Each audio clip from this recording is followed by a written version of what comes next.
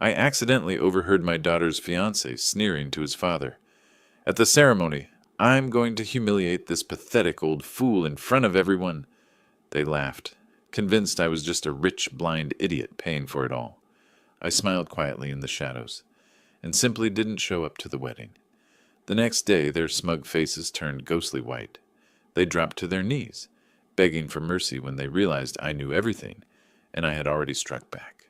Before continuing, subscribe to our new channel, where we tell stories about men who take revenge on their insolent children, sons-in-law, and daughters-in-law. My name is Thomas Merrick. I'm 64 years old, living in Tampa, Florida. I built Merrick Premium Motors from the ground up, 5 dealerships across the state. Started as a mechanic with grease under my fingernails, ended up with my signature on franchise agreements worth millions. I always thought success meant providing for your family, giving them opportunities you never had. Turns out, sometimes you just hand them a golden shovel to dig your grave. My daughter Allison used to be different. 28 now, works in marketing for some tech company I can't pronounce. Smart girl, beautiful too, got her mother's green eyes and determination. I remember when she was 7, sitting on my workbench in the garage, asking me to explain every tool, every part. She wanted to understand how things worked. That curiosity, that genuine interest in the world, it made me proud. That was before Justin Caldwell. 3 years ago, she brought him to Sunday dinner. Financial consultant, she said. He showed up in a suit that probably cost more than my first car. Handshake like a dead fish. Smile that never reached his eyes.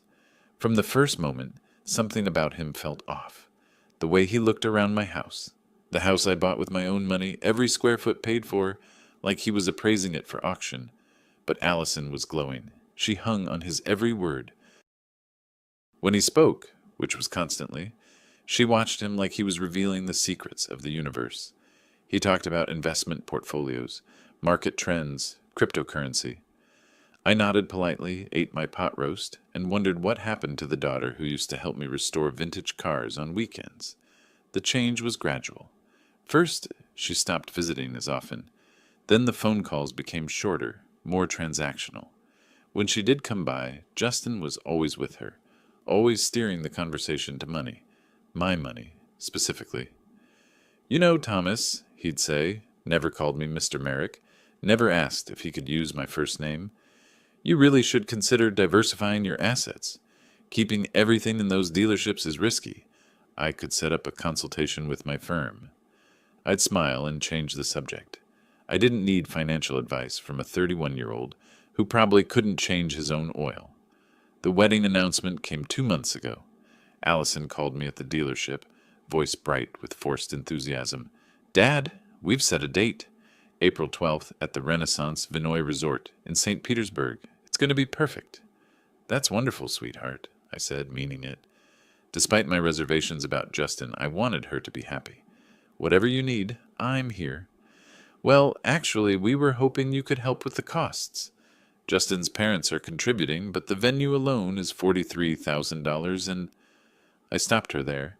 Send me the budget. I'll take care of it. The silence on the other end told me she'd expected a fight. Really? Dad, that's... Thank you. Thank you so much. You're my daughter, Allison. I'd do anything for you. I meant it then. The bills started arriving the next week. Catering, $28,000. Band, $8,500.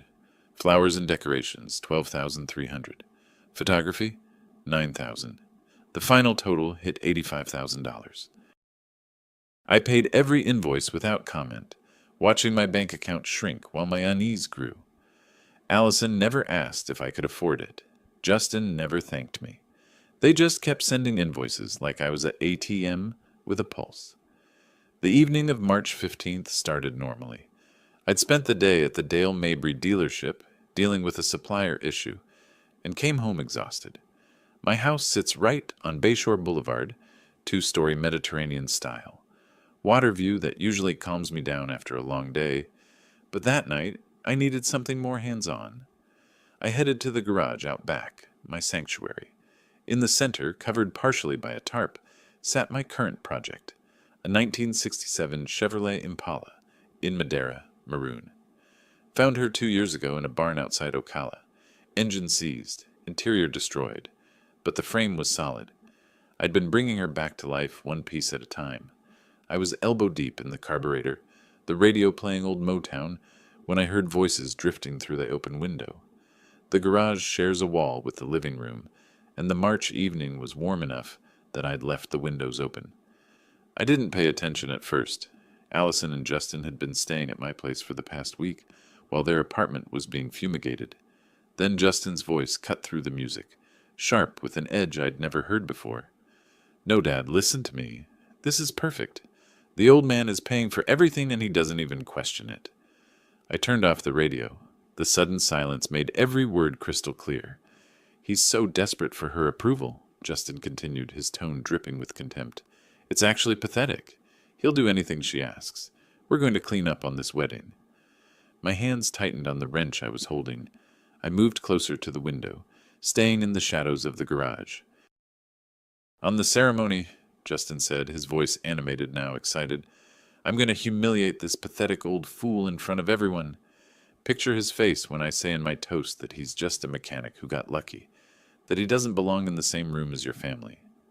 The voice on the other end, his father, I assumed, was too quiet to hear clearly, but Justin's laugh told me everything I needed to know. "Finally, someone's going to put him in his place."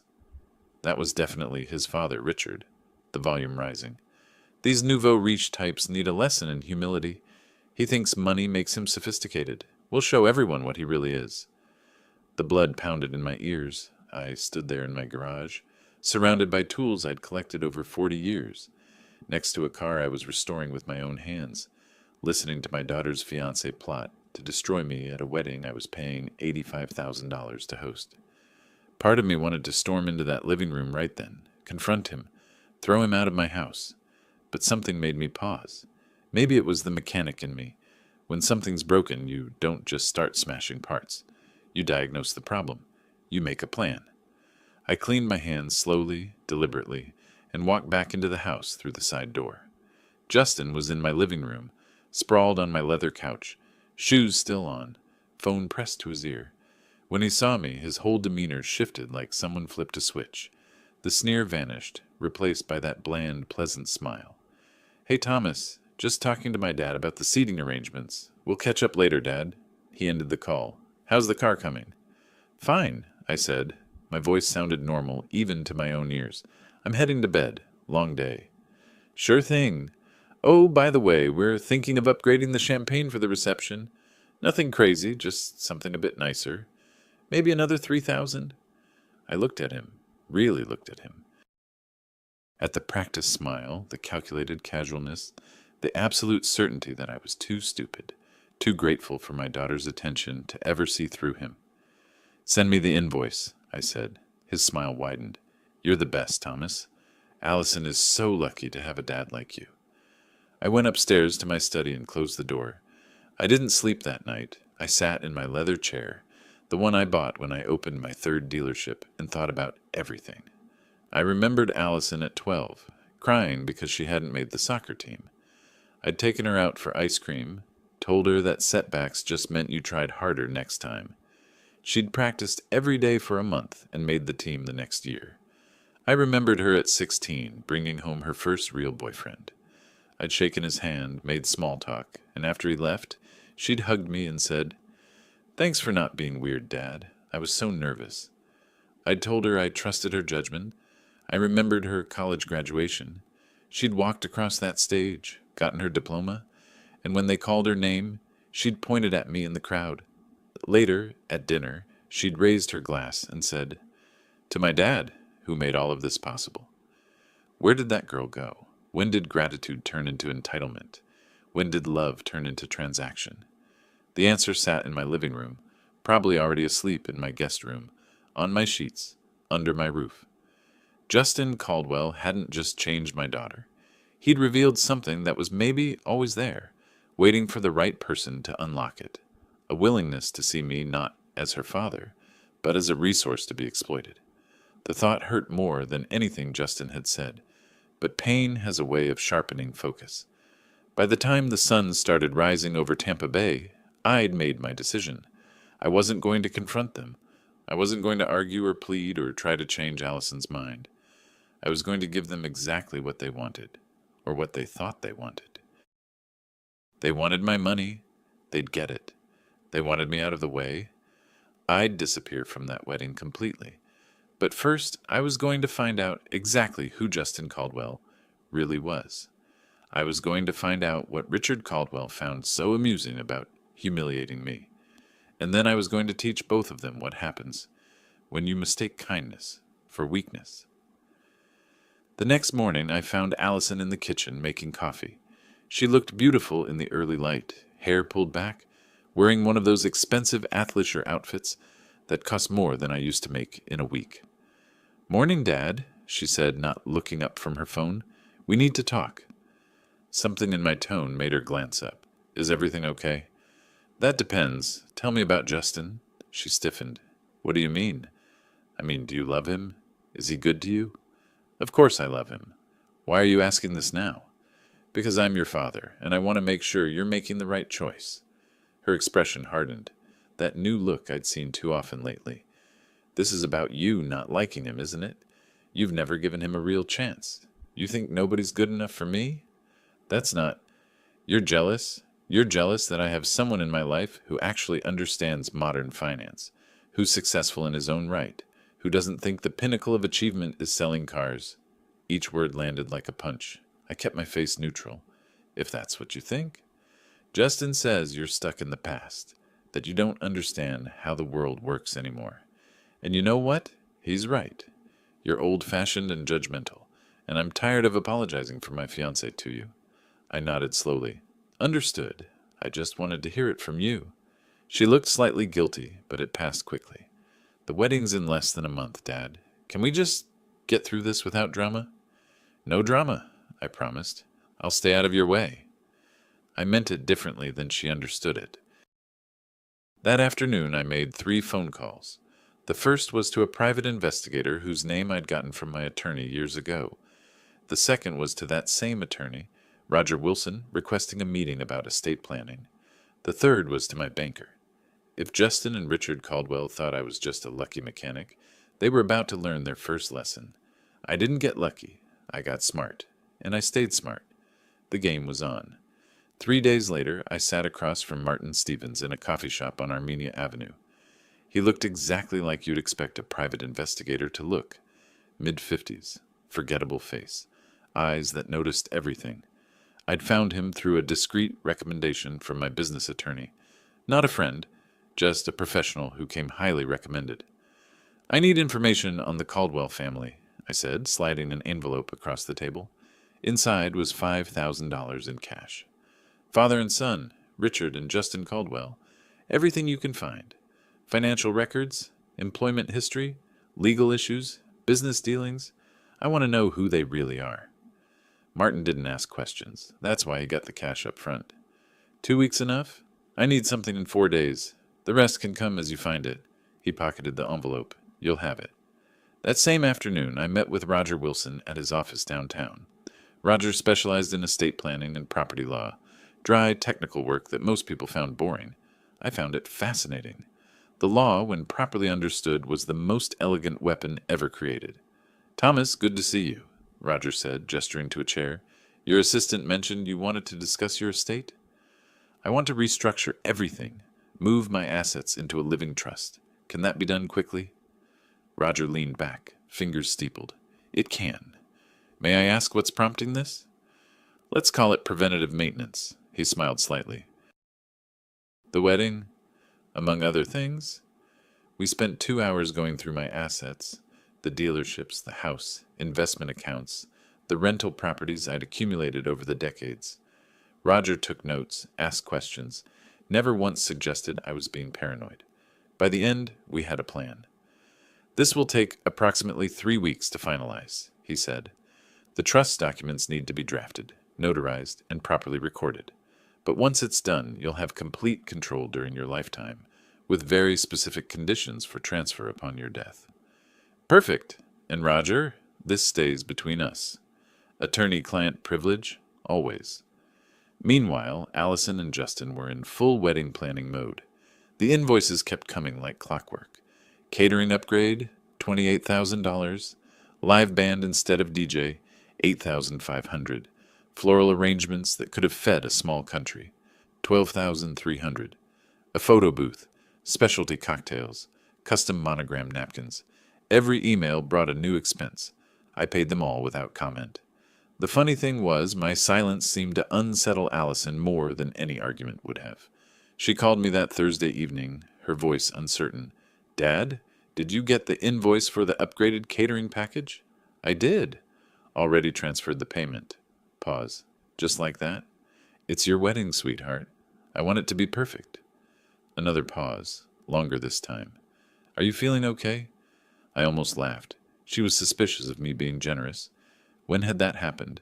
When had my daughter become someone who expected me to fight her over money? "I'm fine, Allison. Just want you to be happy." "Oh, okay. Well, thank you." After she hung up, I sat there thinking about that conversation, about the surprise in her voice when I simply gave her what she asked for. Justin had trained her well, trained her to see me as an obstacle, a resource that needed to be managed and manipulated, rather than a father who loved her. I watched them over the next several days with new eyes.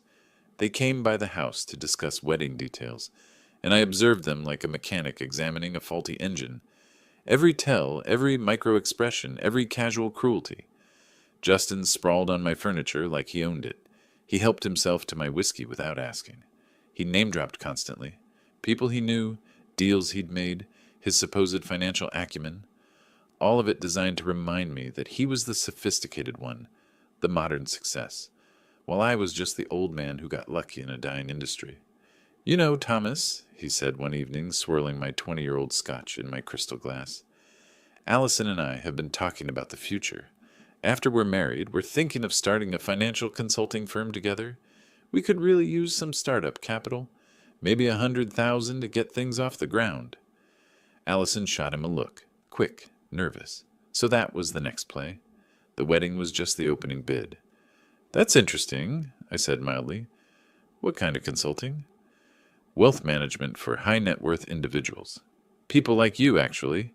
You'd be surprised how many successful people don't know how to properly structure their assets." "I'm sure I would be."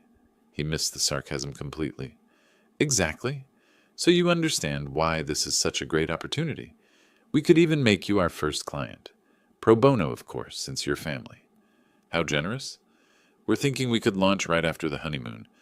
What do you say? Want to invest in your daughter's future?" I looked at Allison. She was studying her hands, not meeting my eyes. She knew what they were doing. On some level, she had to know. "Let me think about it," I said. Justin grinned. "Take your time. We're not going anywhere." That was the moment I realized just how deep this went. The wedding wasn't the end game. It was the beginning. They planned to bleed me slowly, systematically, using Allison as bait and my love for her as the hook. The consulting firm would fail. Of course it would. But not before consuming that 100,000. Then there'd be another opportunity, another investment, another chance to fund their lifestyle while they patronized me. The next morning, Martin called. "I've got your preliminary report. You free?" We met at the same coffee shop. This time he brought a folder. "Richard Caldwell is drowning," Martin said without preamble, sliding documents across the table. "His investment firm used to be legitimate, but the last 5 years have been a disaster. Bad calls, worse timing, clients leaving in droves. He's currently $340,000 in debt, spread across 4 creditors. His house in Clearwater, worth about $520,000, is mortgaged to the hilt. He's 3 months behind on the payments." I studied the papers. Credit reports, property records, business filings. Martin was thorough. "What about Justin?" That's where it gets interesting. Martin pulled out another set of documents. "Justin's been fired from 3 different firms in the last 7 years. Each time it was hushed up. No official record, just quiet resignations with NDAs attached. But I've got sources. The pattern is consistent. He'd get access to client accounts, make unauthorized trades, pocket the commissions. Nothing big enough to prosecute, but enough to get him shown the door. And his current employer doesn't know? They know he's had multiple positions. They don't know why he left them. He's good at selling himself, and he's working at a mid-tier firm now that doesn't do deep background checks. I sat back, processing this. Justin Caldwell wasn't just arrogant and cruel. He was a con artist who'd found the perfect mark, my daughter, and through her, me. There's more, Martin said. I pulled your daughter's financial records. Public information only, he added quickly. She and Justin took out a joint personal loan 3 weeks ago. $75,000 from a private lending company. Interest rate is criminal.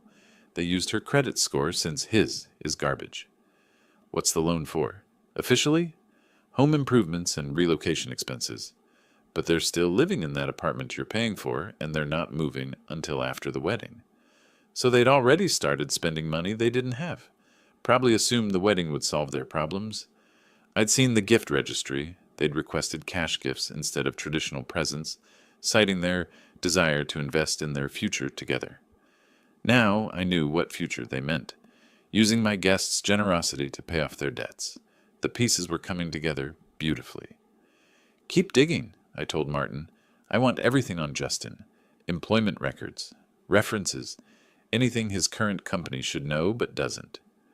Will do. What are you planning? Nothing illegal, I said. Just making sure people have all the information they need to make informed decisions.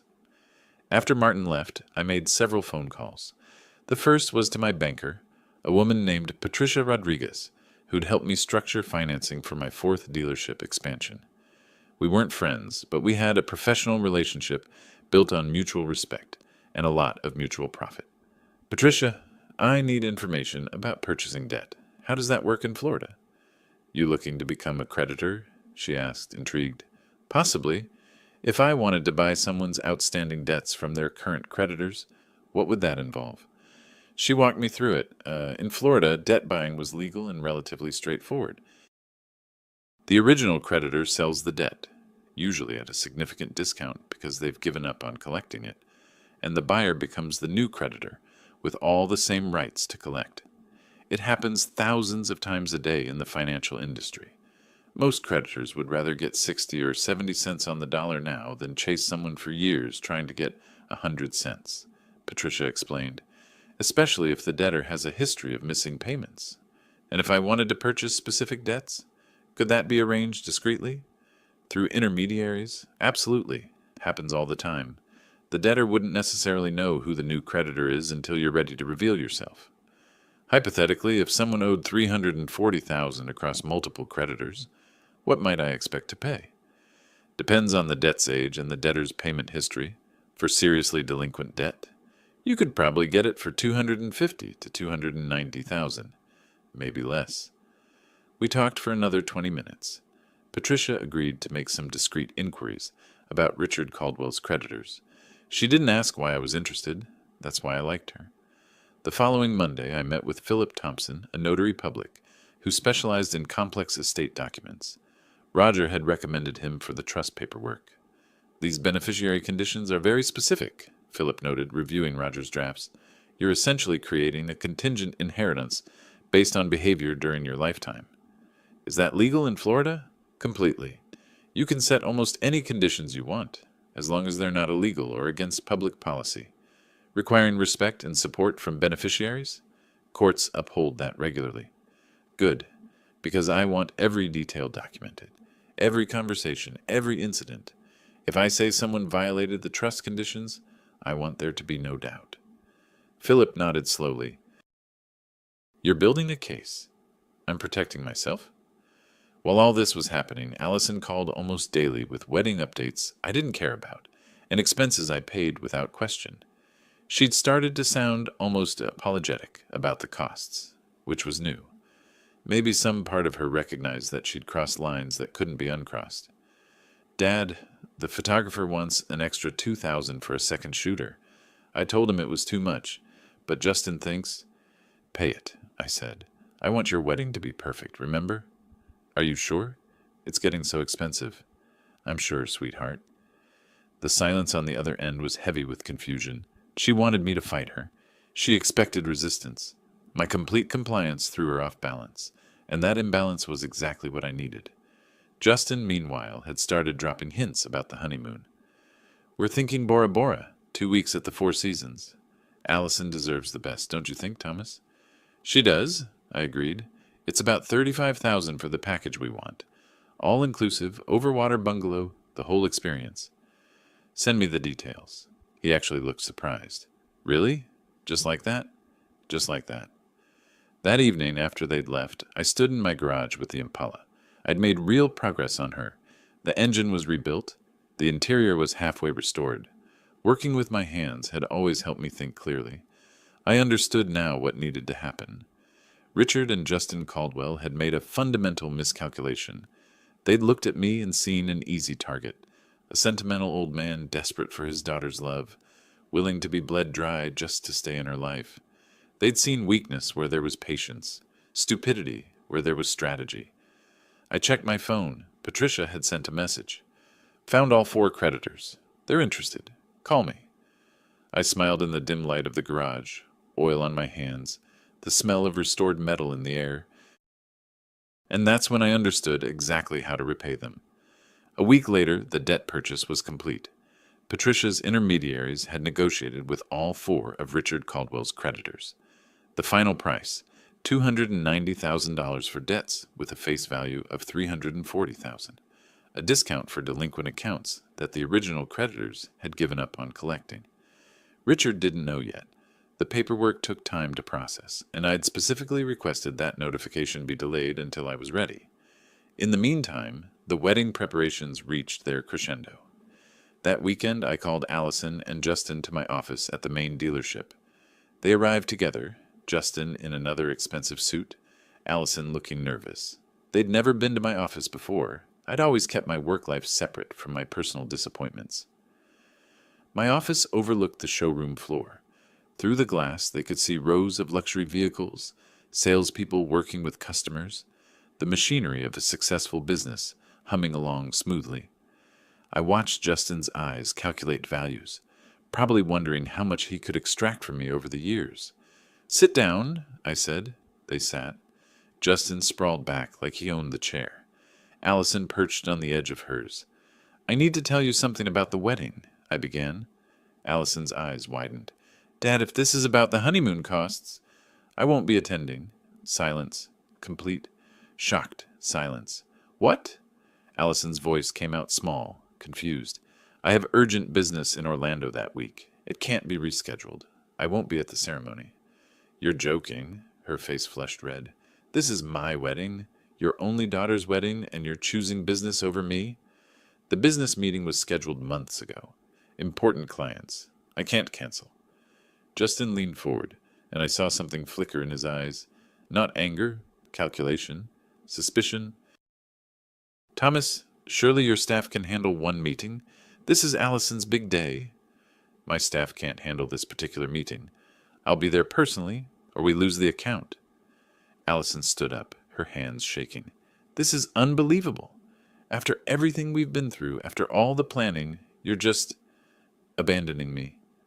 "I'm not abandoning you. I've paid for everything, haven't I? $85,000.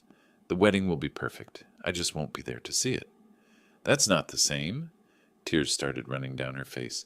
"I don't care about the money. I want my father at my wedding." It was a lie. She absolutely cared about the money. But the tears looked real enough. Some part of her, buried under the layers of entitlement Justin had cultivated, still wanted her father's approval. "I'm sorry, Allison.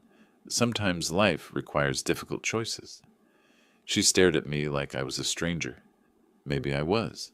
Maybe the man who would have canceled anything for her had died the night I heard Justin's plan.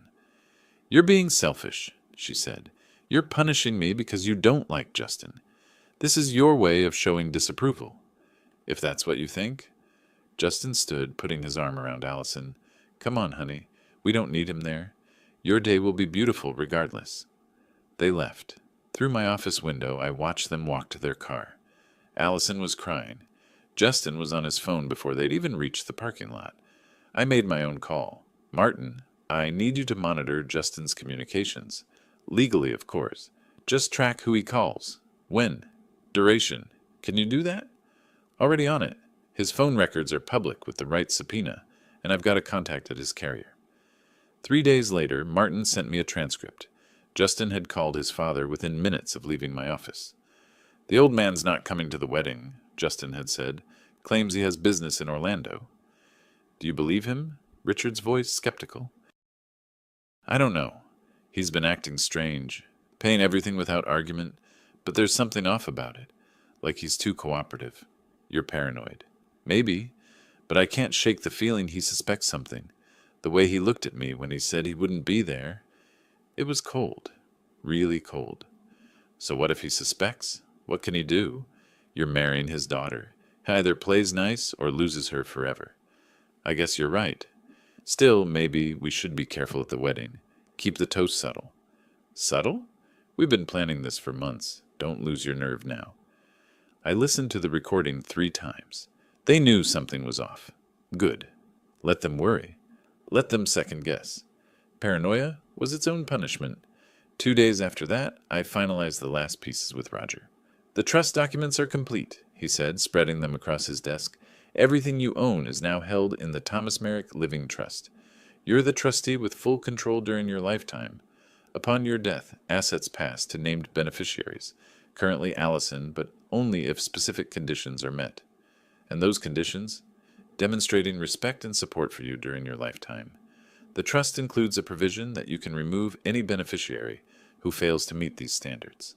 I've documented several incidents already, per your instructions. Witness statements, that audio recording you provided, financial records showing their exploitation of your generosity. How solid is this legally? Extremely. Florida law strongly supports a grantor's right to set conditions on inheritance. You'd need clear evidence of beneficiary misconduct, which you have. The audio recording alone would likely be sufficient. I signed the papers, every single one. By the time I walked out of Roger's office, I owned nothing personally. Thomas Merrick, the man, was worth maybe $10,000 in checking account balances. Everything else, the house, the dealerships, the investments, belonged to the trust. Allison could contest it eventually, but she'd lose, and by the time the legal dust settled, she'd understand exactly what she'd thrown away. The morning of the wedding approached. I spent it in my garage with the Impala. The engine purred now, smooth and powerful after months of patient work. I'd rebuilt her from the ground up, piece by piece, the same way I'd built my business. The same way I was rebuilding my relationship with my daughter, by stripping away everything false until only the truth remained. That evening I sent the final piece into motion. A letter, prepared by Roger, sent via certified mail to Richard Caldwell at his Clearwater address. "Dear Mr. Caldwell," it began, "this letter serves as official notification that I am now the sole creditor for all your outstanding debts, totaling $340,000. These debts were purchased from your previous creditors and are now due in full within 30 days of receipt of this notice." The letter went on to detail every debt, every missed payment, every legal remedy I could pursue if he failed to pay. It was perfectly legal, perfectly cold, and perfectly timed. Richard would receive it the day after the wedding, just when he thought they'd gotten away with everything. The wedding took place at the Renaissance Vinoy Resort in St. Petersburg, exactly as planned. I know because I hired a videographer, one Allison and Justin didn't know about, to record everything. I watched the footage later that evening, sitting in my study with a glass of good scotch. Allison looked beautiful in her dress. I'll give her that. She also looked wounded, her eyes scanning the crowd repeatedly, probably hoping I'd changed my mind and shown up anyway. When the officiant asked who gave this woman to be married, there was an awkward silence. One of Allison's cousins stood up and said, "Her family does," which got polite applause and confused looks from guests who knew I was alive and had paid for everything. Justin's toast was exactly what I expected. He held his champagne glass high, smiled his practiced smile, and said, "I want to thank everyone for being here today. It's unfortunate that Mr. Merrick couldn't join us. Apparently his vintage Chevrolet broke down again and needed his attention." Pause for laughter. Some people chuckled uncomfortably. Others looked confused. "But seriously," Justin continued, "Allison and I are grateful for his financial support. Even if he couldn't be here in person, his checkbook certainly was." More uncomfortable laughter. I watched Allison's face on the video. She looked mortified but didn't stop him. The wedding ended. They danced, cut the cake, opened envelopes full of cash gifts from my business associates and friends. Justin and Allison probably thought they'd won. They'd gotten their perfect wedding, their money, and they'd publicly mocked me without consequence. They were wrong. The next morning, a courier delivered 2 thick envelopes to the newlyweds' hotel suite. Inside each, a letter from Roger Wilson, my attorney, on official letterhead. I wasn't there to see their faces, but Roger called me with the details. He'd included a clause requiring them to acknowledge receipt within 24 hours, which meant calling his office. Allison called first, her voice shaking. "What is this? What does this mean?" "It means," Roger explained in his calm, professional tone, "that the property you believed would be your inheritance, specifically the house at 2847 Bayshore Boulevard, is not owned by your father personally. It's held in an irrevocable living trust. You are currently named as a beneficiary, but that designation is conditional on maintaining a respectful and supportive relationship with the grantor during his lifetime." That's insane. He can't just... He can, and he has. Florida law is very clear on a grantor's rights to set conditions for inheritance. The trust document includes substantial evidence of behavior contrary to those conditions. The audio recording of your husband planning to publicly humiliate your father. The pattern of financial exploitation. Your own words to your father, documented by witnesses, calling him jealous and old-fashioned. Silence on the phone. Then, "He recorded us?" The conversation took place in his home, where he had every right to record. More relevantly, your husband's stated intention to humiliate him at a wedding your father funded, to the tune of $85,000, demonstrates exactly the kind of disrespect that triggers the removal provisions. So what are you saying? I'm saying that unless you and your husband demonstrate a significant change in behavior and attitude, you will inherit nothing. The trust will transfer all assets to charitable organizations upon your father's death. You'll be formally notified of your removal as beneficiary if the current pattern continues. She hung up. Justin called 10 minutes later. Roger said his tone was different, aggressive, accusatory. "This is blackmail. You can't threaten to disinherit someone because they hurt your feelings. It's not blackmail, Mr. Caldwell. It's estate planning. And the conditions aren't about hurt feelings. They're about demonstrable respect and support. Your recorded statement planning to humiliate your father-in-law at a wedding he paid for shows neither respect nor support. That recording is illegal. We'll challenge it. You're welcome to try. Florida is a 2-party consent state, but the recording was made in Mr. Merrick's own home, where he has a reasonable expectation to monitor his property. Any attorney you consult will tell you the same thing. Now, is there anything else? I have other clients." Justin hung up too. Roger told me all this over lunch the following day. We met at a quiet restaurant downtown, away from anyone who might know us. "They're in shock," he said. "Complete shock. I don't think it had occurred to either of them that you might actually fight back. They thought I was a wallet with a pulse. They're learning otherwise. Oh, and Richard Caldwell received his notification yesterday. My office got a frantic call from him this morning. He wants to negotiate." I smiled. "Let him sweat for a few days, then we'll talk." That same afternoon, Martin called, with news about Justin's employer. The report went out this morning, anonymous tip to their compliance department, fully documented evidence of Justin's terminations from previous positions. They've opened an internal investigation. He's been suspended from client-facing duties, pending review. How long will the investigation take? Couple weeks, maybe? But the outcome's pretty certain. 3 firings for financial impropriety. Even without criminal charges, no compliance department will let that slide. He'll be gone within a month. I thanked Martin and hung up. Then I sat in my office, looking out at the showroom, thinking about the next steps. Richard would come begging. That was certain. A man $340,000 in debt, with a house about to be foreclosed, doesn't have many options when his new creditor owns everything. Allison would be confused, angry, desperate. She'd married Justin thinking she was securing a comfortable future. Instead, she'd married a man about to lose his job, with crushing debt, and a father-in-law who now controlled their financial lives. And Justin? Justin was learning that intelligence and cunning weren't the same thing. He'd been clever enough to manipulate Allison, not clever enough to realize that some people don't show their hand until the game is already over. My phone rang. Allison's number. I let it go to voicemail. She called again. Voicemail. On the third call, I answered. Dad? Her voice was small, frightened. Dad, we need to talk. Please. Can we come over? I'm busy this week. This is important. It's about the letter from your lawyer. We need to discuss. There's nothing to discuss, Allison. The trust is established. The conditions are clear. Either you meet them or you don't. But that's not fair. You can't hold our entire future hostage because you chose a man who planned to humiliate me at your wedding.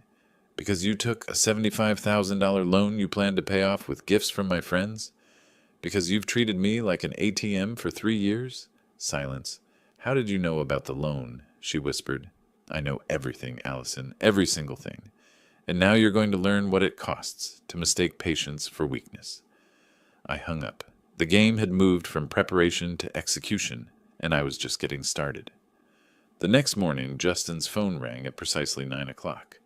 I know because Martin had his communications monitored, and he sent me the details within the hour. It was Justin's employer, a mid-tier financial consulting firm called Prospera Financial Group. The compliance director, a woman named Sandra Chen, had received an anonymous package the previous day. Inside, detailed documentation of Justin's 3 previous terminations, complete with dates, circumstances, and sworn statements from former colleagues. Mr. Caldwell, we need you to come in immediately, Sandra had said. There are some serious allegations that require immediate attention. Justin tried to play it cool, according to the office receptionist Martin had befriended. He showed up in his best suit, a confident smile in place. That confidence lasted approximately 15 minutes. By 10:30, he was suspended pending investigation. By 11, he was in his car, calling his father. They know everything, Justin's voice cracked on the recording Martin sent me. Someone sent them documentation of all 3 firings. They've suspended me. Dad, if this goes public, I'm finished in this industry. Richard's response was barely audible, but the panic came through clearly. That same afternoon, around 2 o'clock, my receptionist called my office. Mr. Merrick, there's a Richard Caldwell here to see you. He doesn't have an appointment, but he says it's urgent. I let him wait 20 minutes. Not out of cruelty, well, not entirely, but because I was genuinely in a meeting with a fleet buyer. When I finally told my receptionist to send him up, I made sure to finish reviewing the contract first. Another 10 minutes. Richard Caldwell looked like he'd aged a decade since I'd last seen him at a family dinner 6 months ago. His skin had a grayish pallor, and his hands trembled as he gripped the arms of the chair across from my desk. Mr. Merrick, he began, his voice unsteady. Thomas, please, we need to talk about this debt situation. I leaned back in my chair, fingers steepled. I'm listening. The letter I received, it says you own all my outstanding debts. $340,000. Due in 30 days. That's correct. I purchased them from your creditors. It's all perfectly legal. His face went from gray to white. I can't pay that. You know I can't. My firm is struggling. My house is mortgaged beyond its value. I need more time. Please. Interesting. I opened a drawer and pulled out a folder. Because according to the phone conversation you had with your son on the evening of March 15th, you were quite confident. In fact, you laughed when Justin said he planned to humiliate me at the wedding. Do you remember that? The color that had drained from his face didn't return. If anything, he went paler. You called me a nouveau riche type who needed a lesson in humility. Those were your exact words, Mr. Caldwell. I didn't mean... You absolutely meant it. You and your son saw me as an easy mark. A sentimental old fool who'd keep paying and paying just to stay in his daughter's life. You were right about one thing. I am nouveau riche. I started as a mechanic, worked with my hands, built my business from nothing. And now, this nouveau riche type owns your financial future. I slid a document across the desk. Here's the payment schedule. Full amount due in 16 days. If you can't pay, I'll exercise my legal right to pursue collection. That includes foreclosure on your house in Clearwater. He stared at the paper like it might bite him. Please. I didn't know what Justin was planning. I swear if I'd known he'd actually go through with it. But you encouraged it. You laughed. You participated. I made a mistake. A terrible mistake. But surely you can show some mercy. For Allison's sake, if not mine. I stood up. The meeting is over, Mr. Caldwell. You have 16 days. I suggest you use them wisely. He stood too, unsteady on his feet. You're destroying my life over a stupid phone conversation? No, I'm holding you accountable for who you actually are. There's a difference.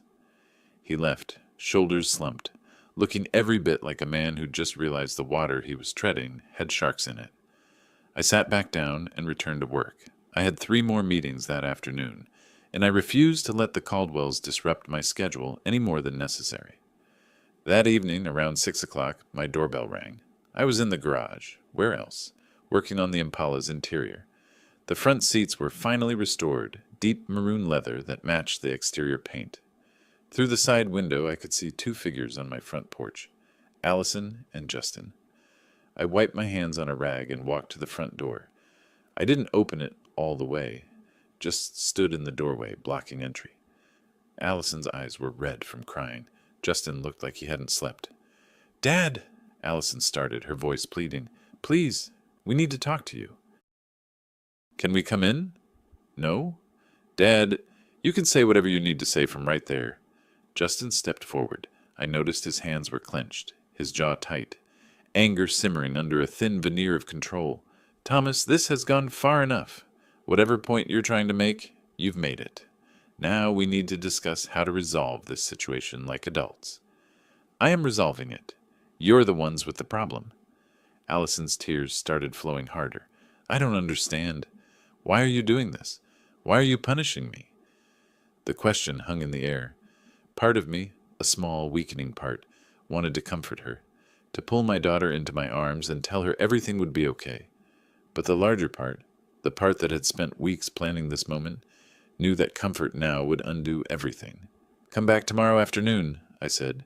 2 o'clock. I'll explain everything then. Why not now? Justin demanded. Because I said tomorrow. 2 o'clock. Don't be late.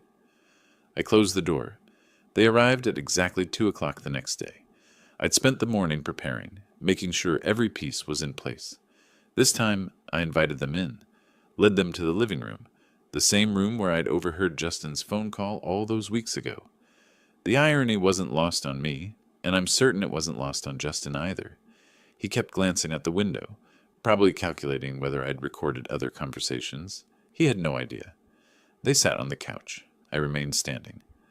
Before we begin, I said, pulling out my phone, I want you to hear something. I pressed play. Justin's voice filled the room, tinny but clear from the phone speaker. On the ceremony, I'm going to humiliate this pathetic old fool in front of everyone. Picture his face when I say in my toast that he's just a mechanic who got lucky. Allison's face went slack with shock. Richard's voice followed. Finally, someone's going to put him in his place. These nouveau riche types need a lesson in humility. I stopped the recording. The silence was absolute. That's not... Allison started, but the words died. Justin said nothing. His face had gone completely blank, the mask of confidence finally stripped away. That was recorded on March 15th, I said calmly. In this room. You were standing approximately where you're sitting now, Justin, planning to humiliate me at a wedding I was paying $85,000 to host. You recorded us? Allison's voice came out as a whisper. That's illegal. It's my house. Florida law allows me to record conversations in my own home. More importantly, it's evidence of exactly who you married, Allison. Justin finally found his voice. This is entrapment. Spying. You had no right. I had every right, and here's what else I have rights to. I picked up a folder from the side table. Richard Caldwell's debts. All $340,000 of them. I own them now. I purchased them legally through intermediaries from his creditors. I pulled out another document. Your employment history, Justin. 3 terminations for financial impropriety. Your current employer received this information yesterday. I imagine they're not pleased. His hands were shaking now. Actual visible tremors. And this, I continued, pulling out the trust documents, is proof that everything you thought you were marrying into doesn't exist. The house, the dealerships, my entire estate.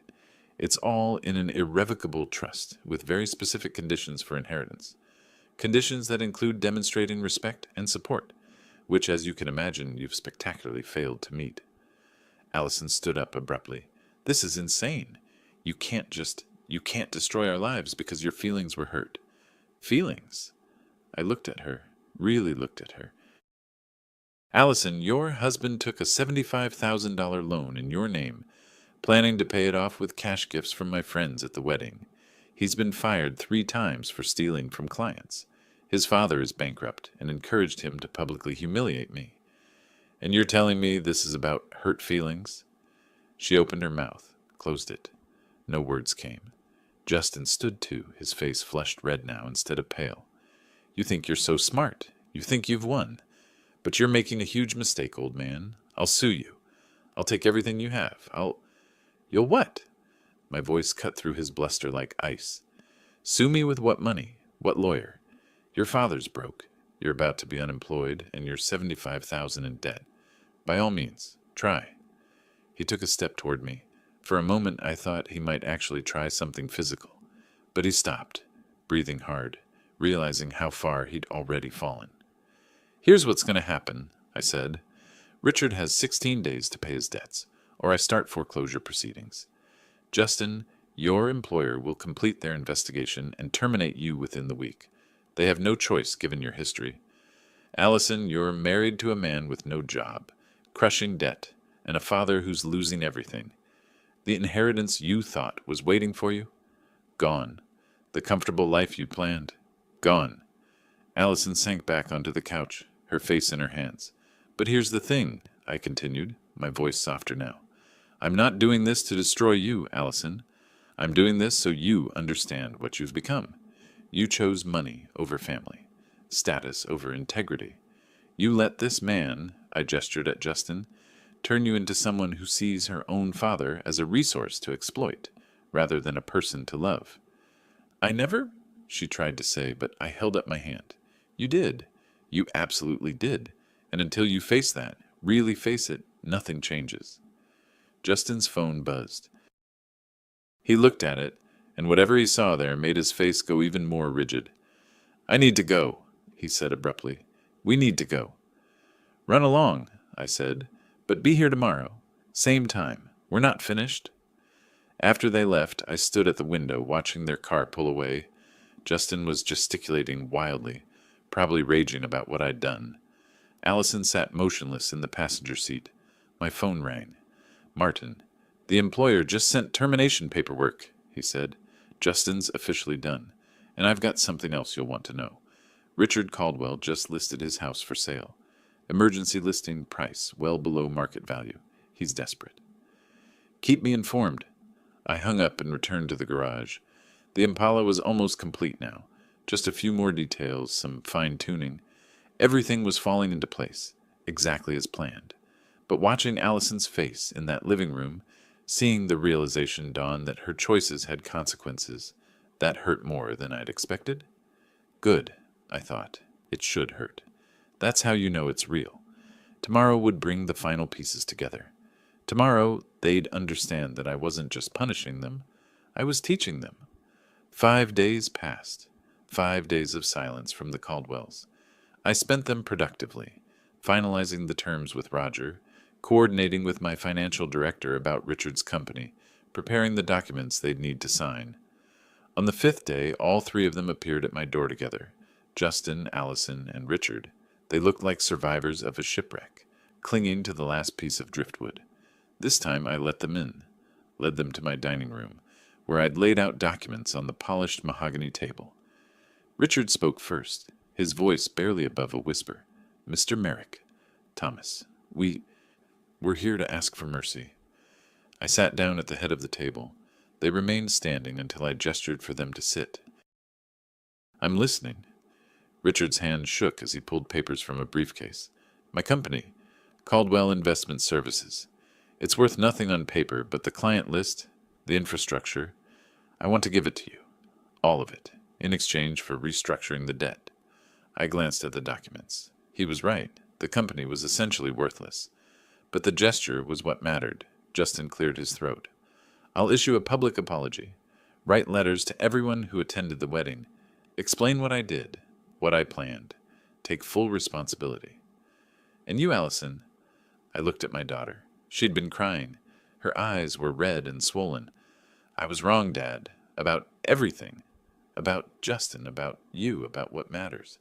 I don't know how to fix it, but I want to try. The room fell silent. I let it stretch, watching them squirm. Here's what's going to happen, I finally said. I'll accept your offers, but with conditions. Non-negotiable conditions. I pulled out my own documents, sliding them across the table. Justin, you will send a letter of apology to all 120 wedding guests. I will personally review and approve the content. You will detail exactly what you plan to do, acknowledge your employment history, and take full responsibility for your actions. No excuses, no justifications. Justin's jaw clenched, but he nodded. Richard, I'm taking operational control of Caldwell Investment Services for 2 years. My financial director will work with you to restructure the debt and rebuild the client base. You'll work under his supervision. If the company becomes profitable again, I'll return control to you. If not, it closes and the debt is partially forgiven based on good faith effort. Richard's eyes glistened. Thank you. Thank you. Don't thank me yet. You'll be working harder than you've ever worked in your life. I turned to Allison. This was the hardest part. You will work in the customer service department at my Dale Mabry dealership for 6 months. Minimum wage, no special treatment. You'll answer phones, handle complaints, learn what it means to earn money instead of expecting it. Her face paled. 6 months? 6 months. And during that time, you and Justin will live on what he can earn, which, given his employment prospects, won't be much. The apartment I've been paying for? That stops immediately. You're adults. Act like it. Where will we live? Her voice cracked. That's your problem to solve. Welcome to the real world, Allison. I pulled out the final document. Justin, you will sign this. It's a legal waiver of any claim to my estate, now or in the future. You will never, under any circumstances, have any right to anything I own. Justin stared at the paper like it was a death sentence. And if I refuse? Then I proceed with foreclosing on Richard's house. You both face the full weight of your debts with no assistance from me, and Allison loses any chance of ever being reinstated as a trust beneficiary. Your choice. He picked up the pen. His hand trembled as he signed. There's one more thing, I said, looking at all three of them. If, and this is a significant if, you complete these terms successfully, if Allison demonstrates genuine change over these 6 months, if Justin shows actual remorse and rebuilding of character, I might consider limited reinstatement of trust benefits. Not full inheritance, but enough to provide some security. Allison's head snapped up. Really? I said might. This is contingent on real change, not performance. I'll know the difference. They left with their copies of the agreements, shoulders slumped, faces showing a mix of relief and despair. They'd been given a lifeline, but it came with a cost they'd never imagined paying. After they left, I poured myself a drink and stood at the window overlooking the bay. The sun was setting, painting the water in shades of orange and gold. Martin called. The apology letters went out today. FedEx certified mail. All 120 guests will have them by tomorrow. Good. How do you feel? I considered the question, like I just performed surgery. It was necessary, it was painful, but maybe, just maybe, the patient will survive. The next day, the responses started coming in. Some of my business associates called directly, shocked by Justin's confession. Others sent supportive messages telling me they'd suspected something was wrong. A few even apologized for not saying anything sooner. The public humiliation Justin had planned for me had become his own reality. Poetic justice, I suppose. A month passed, then another. Allison showed up for her first day at the dealership, wearing jeans and a simple blouse, her designer wardrobe abandoned. I watched from my office as my customer service manager, Rita, showed her the phones, the computer system, the complaint logs. She was terrible at first. Used to getting her way, she struggled with angry customers who didn't care who her father was. But slowly, so slowly, I almost missed it. She changed. I saw her one day, 3 months in, patiently explaining to an elderly woman why her warranty claim was denied, then quietly calling our service department to see if they could offer a discount anyway. The old Allison would have transferred the call and forgotten about it. Justin found work at a small accounting firm in Tampa, entry-level position, fraction of his previous salary. He and Allison rented a one-bedroom apartment in a neighborhood that made Allison's face tight with embarrassment when I asked about it. But they paid their own rent, bought their own groceries, lived within their means. Richard, under my financial director's supervision, slowly brought Caldwell Investment Services back from the brink. He worked 12-hour days, rebuilt relationships with old clients, learned humility that wealth had never taught him. One evening in mid-May, almost exactly 2 months after their surrender, I invited Allison to dinner at my house. She arrived alone, parking her old Honda, sold the luxury car apparently, in my driveway. She looked different, tired, thinner, but something in her eyes had changed. The entitled princess was gone. In her place was someone I almost recognized from years ago. We ate in silence for a while. I'd made pot roast, her favorite when she was young. "Dad," she finally said, setting down her fork. Her voice trembled. "I'm sorry.